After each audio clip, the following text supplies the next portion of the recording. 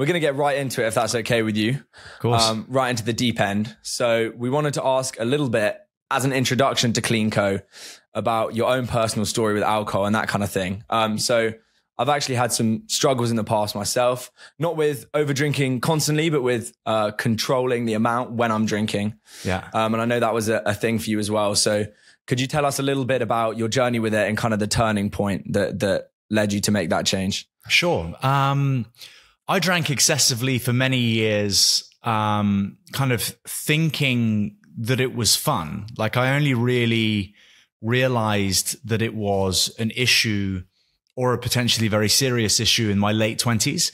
I would always look for work or jobs that would treat kind of socializing as a skill, really. So I was a city broker. I worked for ICAP, and I mean, we'd pop out and have 10 pints, and it wouldn't be unusual not to make it back to the office. And then there would be times quite regularly throughout the week where you'd have to entertain clients and you'd be out in a club until 4 a.m. and then you're back at your desk at 6:30. And it was just this kind of really aggressive cycle where I would almost drink just to feel normal. But at a young age, it all felt like part of the bravado of being a broker, and it was all quite good fun. I managed a kind of nightclub promotional company with my pals. So we were then just living in nightclubs essentially. But all of this, like, I don't regret too much of those times because it was, an interesting learning curve and ultimately probably led me to making better decisions today. I drank kind of, it began to create problems with my personal life. It began to create problems at work. And it was also creating problems with my family, which I think was particularly important to me. I noticed that I was being trusted with less. My dad in particular would not include me so much in like the family discussions. We're a very close family. We like to think we help each other and try and progress the family kind of together. And I was turning into kind of the real black sheep of all of that. Right. I was just being left out of stuff and just wasn't, my brother would raise his eyebrows whenever I'd have any kind of suggestion to do anything. And I was beginning to feel like, a bit of a loser, for lack of a better word. Met this incredible woman who's now my wife, Vogue Williams, who really helped kind of change my life. Didn't specifically hone in on any particular element of my life or kind of mistakes that I was making, but just she is wildly ambitious and works incredibly hard. And so it was just the dynamic between us was so different at times that she made me want to be better. And so I'm an all or nothing kind of person, and realized essentially that if I was going to keep my relationship and marry this woman and have children with this woman who I loved, I would need to change my relationship with alcohol. But there was that, and a bunch of other stuff. I was becoming incredibly lazy. I'd be happy to sleep in until 10, and just it doesn't sound too late maybe to uni students, but at the time, I've always liked the idea of working hard, but I was beginning to drift into a different place where any heavy lifting, any hard work would be put on the back burner. And it was definitely because of my relationship with alcohol. So sorry, this is a really long-winded answer, but essentially it was becoming detrimental to my health and wellness. I was beginning to look a bit ill, in my late 20s. I was overweight. I was gray, had huge bags under my eyes, and it was just a bit of I had a bit of a realization of kind of like, who do I want to be? Who am I really? Like, am I the person that's happy to day drink and drink on my own in the evenings?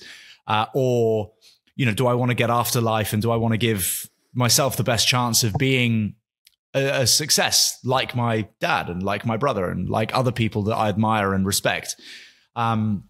So just packed it in. I packed it in. I was sober, well, teetotal for about 3 years.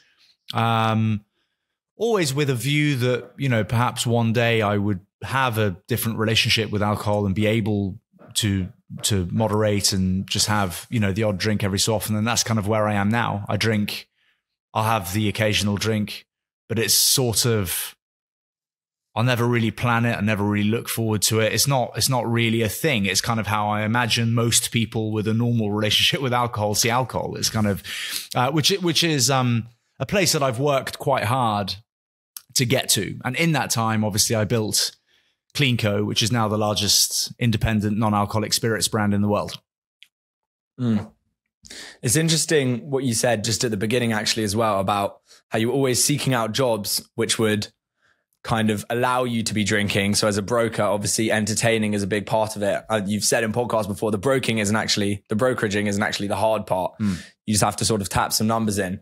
And I think that self-justification process is kind of a large part of what allows people to stay, like with any bad relationship with a substance or anything else. You're sort of telling yourself it's okay. Yeah. And even going into your first therapy session, for example, you were like, oh, I don't need this. Like, what am I doing here? What sort of things would you tell someone to look for in themselves to get outside of that self-justificatory process? Because I know it can be quite hard to escape from. What sort of things would you tell someone to do to be more honest with themselves?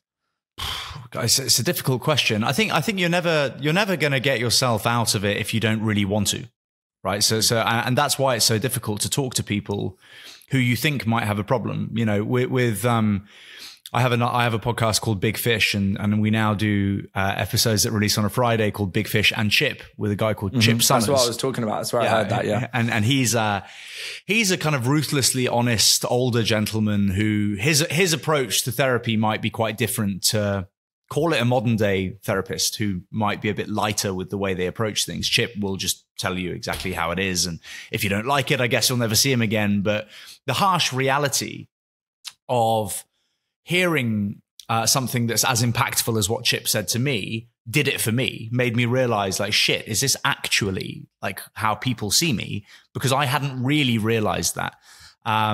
Just for those of you that are unaware, so I'll make the story brief because obviously you guys have heard it, but it's kind of, you know, I went in to see Chip. I didn't think I had an issue. I was doing it to appease my agent at the time, who obviously did think that it was more of a problem than me. Went and saw Chip, and I sat in front of Chip, and Chip looked at me and he went, "Oh, Jesus Christ! Like, do you realize how much you reek of alcohol?" And I hadn't even had a drink that day. I'd purposefully turned up sober, and I was just like, so I thought he was bullshitting me. And he was like, "How many drinks did you have last night?" I was like, 1 or 2. I actually had 1 or 2, right? I wanted to turn up like bright and bushy-tailed for this guy so that he said to John, my agent at the time, like, you know, there's no issue here. And he literally was just like, if you're wondering why you don't land the jobs that you really want and stuff, it's because people think you're a waster. Like, you reek of alcohol. It's obvious that you've been out. You don't take your life seriously. You don't take yourself seriously. Why should they take you seriously? And I was just like, okay, then. And we had like a really good conversation, but I respected the honesty. Now, some people won't take well to honesty. Most people who drink too much probably know they drink too much. And if you know you drink, if you put it this way, if you think that you might have a drinking problem, you probably have a drinking problem.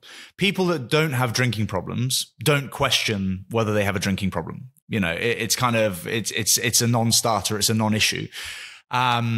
People who do have a drinking problem, Chip's advice is to kind of turn it back on yourself almost and say, like, I'm a bit worried for you. You know, like I feel like if I'm going away for this week or something, I'm worried for, instead of kind of you have a drinking problem, which of course could be quite aggressive.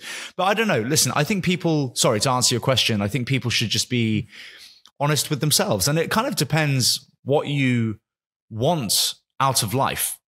I've come to realize, and I know, again, it's a bit of a cliche, happiness is really valuable. Like if you can find happiness. That is a really valuable thing to have. I asked all my guests on Big Fish to define success, and they don't all say happiness, of course, because it's in many ways a slightly lame answer, but it's kind of, it's sort of true, right? Like if you're a billionaire who is miserable, you know, are you really successful? Like on paper, sure, but like your life is being spent, you know, in a way that you're probably not delighted with. Same goes for health. You know, if you're a I'm using a monetary metric just as an example, but you know, if you're a billionaire or you have all the money that you thought you wanted, but you're really unhealthy, you know, it's kind of, I would value health more and potentially happiness more than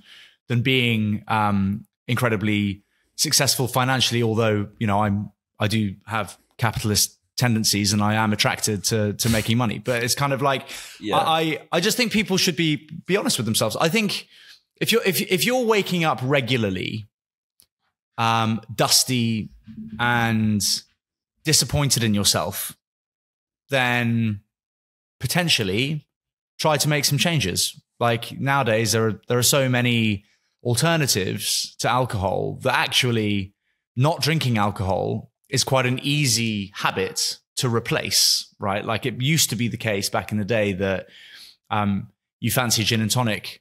The closest non-alcoholic alternative would have been a glass of tonic water or sparkling water or a Diet Coke. So there's a big compromise. The gap between desire and compromise, the larger that gap is, the harder it is to change the habit. If you can have a non-alcoholic gin and tonic, you know, but it tastes like a gin and tonic and the way you make it is exactly the same, then there's no real compromise on the behavior and therefore it's an easier thing to shift into. But yeah, everyone should really do their own thing. And I think going on a journey with it is important. You can't arrive, you know, where you're looking to get to without the rough patches.